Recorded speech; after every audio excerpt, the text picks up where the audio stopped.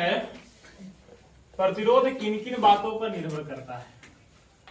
कि प्रतिरोध जो होता है बाबू, ये पूरी तरह से नियत वाला चीज नहीं है। ये चालक तार के प्रकृति पर, उसकी लंबाई पर, उसके अनुप्रस्थ काट के क्षेत्रफल यानी उसकी मोटाई पर निर्भर करता है। तापमान पर, ये चार को चीज पर मेनली रूप से प्रतिरोध निर्भर करता है। कोची कोची पर? चालक तार की लंबाई पर, उस चालक तार की मोटाई पर, उस चालक तार की प्रकृति पर और उस चालक तार के ताप पर। अब देखो क्या क्या कैसे होता है, क्या बढ़ता है तो क्या घटता है। सबसे पहले हम चलेंगे लंबाई। लंबाई पर यदि चालक तार की लंबाई बढ़ेगा तो प्रतिरोध बढ़ेगा कि घटेगा, इसके बारे में हम लोग जानते हैं। देखिए, जैसे मान लो इतना मोटा तो होता ना है, लेकिन समझने के लिए बता रहे हैं। क्या है? चालक तार। ये वही चालक तार हो गया और जस्ट इतनी मोटाई का चालक तार। और हम जानते हैं कि चालक तार से होगी क्या बता है? फ्री इलेक्ट्रॉन, मुक्त इलेक्ट्रॉन। अच्छा, मान लो कि दो पाइप मिला समान मोटाई के, अब बोल दिया गया कि एक बार एकरा में पार हो, एक बार एकरा में पार हो। जब फोर्स का ट्रेनिंग होता है एकरा में ऐसा मिलता है, हमने के मिला था। सही बोल रहे हैं? एकरा में ऐसे ऐसे करके पार किया जाता है। अब तुम लोग अपने से दिमाग लगा कर बताओ कि किसमें पार होने में ज्यादा भार पड़ेगा? कम भार में केकरा में निकल जाएंगे पार होके? ई वाला में। यानी हम कह सकते हैं कि कम लंबाई है तो हमको प्रतिरोध कम है, कम भार पड़ रहा है।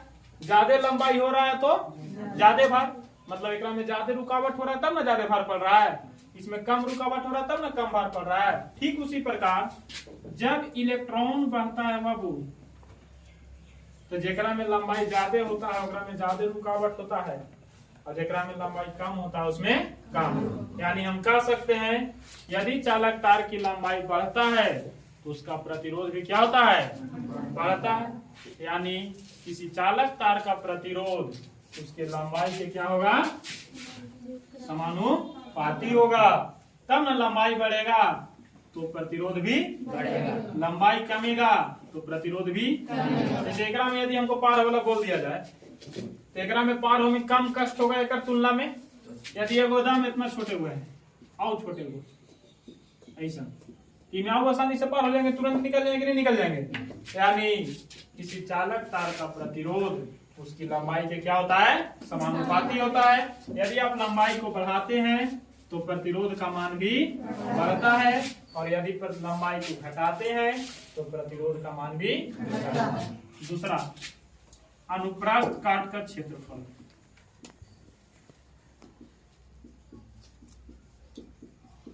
देखिएगा अनुप्रस्थ काट का क्षेत्रफल। अनुप्रस्थ काट का क्षेत्रफल या मोटाई बोल सकते हैं दूसरे शब्दों में। जैसे ये वो चालक तार है, क्या है? ई वाला जो है ना क्षेत्रफल, इसी को क्या बोला जाता है? अनुप्रस्थ काट का क्षेत्रफल। अब देखो फिर वही बात, मान लेते हैं कि वो पाइप मिला ये लंबाई का, और ठीक इतने लंबाई का एक और पाइप मिला हम लोग को। अब बोला गया कि पार हो जाओ, किसमें आसानी से पार होंगे? अरे किसमें? ऊपर वाला में कि नीचे वाला में? यानी मोटाई बढ़ रहा है तो हमको आसानी पड़ रहा है पार होने में। यानी आसानी पड़ रहा है मतलब प्रतिरोध कम रहा है, बाधा हमको कम रहा है। यानी मोटाई बढ़ा रहे हैं तो प्रतिरोध कम रहा है, और मोटाई घटा रहे हैं तो प्रतिरोध। ठीक उसी प्रकार जब इलेक्ट्रॉन इससे होकर बहेगा, जब इलेक्ट्रॉन इससे होकर प्रवाहित होगा, तो जब मोटाई बढ़ाएंगे तो इलेक्ट्रॉन आसानी से प्रवाहित हो जाएगा, और जब मोटाई घटाएंगे तो इलेक्ट्रॉन को प्रवाहित होने में दिक्कत होगा। यानी हम कह सकते हैं कि किसी चालक तार का प्रतिरोध उसकी मोटाई के यानी उसके अनुप्रस्थ काट के क्षेत्रफल के व्युत्क्रमानुपाती होता है। यानी व्युत्क्रमानुपाती कहने का मतलब क्या? R inversely proportional to 1/a। यानी यदि हम ए को बढ़ाएंगे तो आर कमेगा। देखो ना रे, यहाँ पे बढ़ाएं तो प्रतिरोध कम, तब ना आसानी से निकल गया इलेक्ट्रॉन। और जैसे कम किए मतलब प्रतिरोध बढ़ा, और प्रतिरोध बढ़ा तो इलेक्ट्रॉन को निकलने में परेशानी होगी, विद्युत धारा का प्रवाह कम होगा। तो दो पर दो समझ गए, लंबाई बढ़ाएंगे तो प्रतिरोध बढ़ेगा, लंबाई घटाएंगे तो प्रतिरोध घटेगा। यानी किसी चालक तार का प्रतिरोध उसकी लंबाई के क्या होता है, समानुपाती होता है, और लंबाई और किसी चालक तार का प्रतिरोध उसके मोटाई के यानी अनुप्रस्थ काट के क्षेत्रफल के व्युत्क्रमानुपाती होता है। यानी उसकी क्षेत्रफल को जब बढ़ाएंगे तो प्रतिरोध का मान कमेगा, और यदि क्षेत्रफल को घटाएंगे तो प्रतिरोध का मान बढ़ेगा। तीसरा होता है बाबू,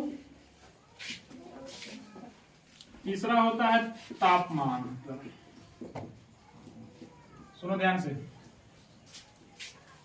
किसी चालक तार का प्रतिरोध या चालक पदार्थ का प्रतिरोध तापमान बढ़ाने पर बढ़ता है, लेकिन अर्धचालक का प्रतिरोध तापमान बढ़ाने पर घटता है। तो याद रखना, हम चालक तार के लिए पढ़ रहे हैं, तो हम चालक तार का प्रतिरोध तापमान बढ़ाने पर, टेम्परेचर का मान बढ़ाने पर बढ़ता है, और टेम्परेचर का मान घटाने पर घटता है। यानी हम कह सकते हैं कि किसी चालक तार का प्रतिरोध तापमान बढ़ाने पर बढ़ेगा और तापमान घटाने पर घटेगा। यानी तापमान के क्या होता है, सीधा समानुपाती होता है। तीन चीज हम पढ़ लिए हैं, पहला लंबाई के समानुपाती, क्षेत्रफल के और तापमान के। अब एक होता है प्रकृति पर, प्रकृति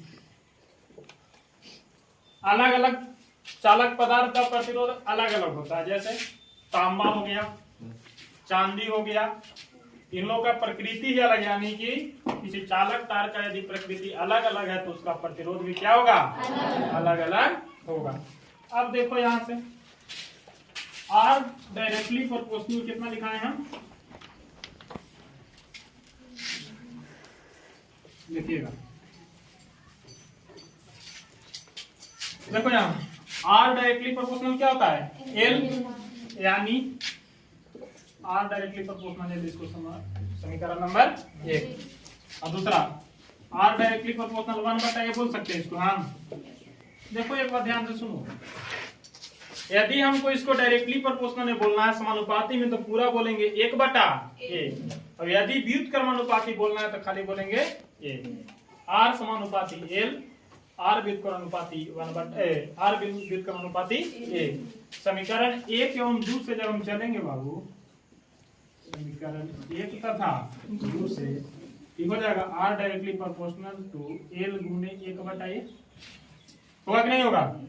यानी यहाँ से आर बराबर, जब ये डायरेक्टली प्रोपोर्शनल घटता है तो यहाँ पे ये आता है रो, कौन रो, रो आता है, ये हो जाएगा L/A, यानी ये वो यहाँ से व्यंजक प्राप्त हुआ, आर बराबर रो इंटू L/A, जहाँ एल है लंबाई चालक तार का, ए है क्षेत्रफल, और इस रो को बोला जाता है बाबू प्रतिरोधकता, इंग्लिश में बोलते हैं रेजिस्टिविटी। ये फॉर्मूला बहुत इंपॉर्टेंट है, आर बराबर रो इंटू L/A, आर बराबर रो इंटू L/A लिखिएगा।